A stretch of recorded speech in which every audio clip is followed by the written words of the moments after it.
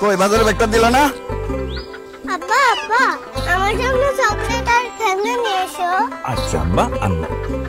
আজকে পারলে একটু কারখানা থেকে তাড়াতাড়ি এসো। এই মালিক কখন ছুটি দেয়?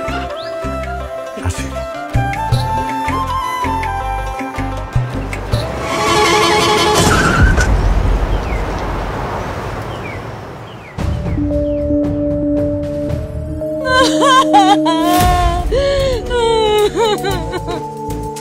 দুই সপ্তাহ ধরে আপনি ঘুরাইতেছেন, আজকে কিস্তির টাকা না নিয়ে আমি বাড়ি ছেড়ে যাবো না। আপনার আর বাকি দিতে পারুন না, আপনি আগের টাকাও দেন নাই। আপনি জানতে কেন আপা, ডিস্টার্ব করেন না। আর রোজগারের একটা মাত্র মানুষ আসলে আড়াইয়া তো আমি আনপোতে বইছি। আসসালামু আলাইকুম ভাবি। ওয়ালাইকুম সালাম আপা। ভাবি, দুর্ঘটনার উপরে তো কারো হাত নাই, কিন্তু কথা হলো জীবন তো আর থেমে থাকে না।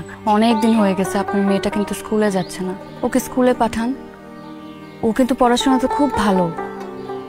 দেখবেন শিক্ষিত হয়ে ও আপনার মুখ উজ্জ্বল করবে।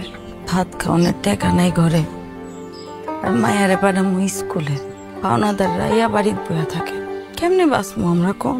আমি তো ভাবতেছি সে বাড়িতে কাম নিমু, মায়েরাও কামে লাগাই দিব কোথাও।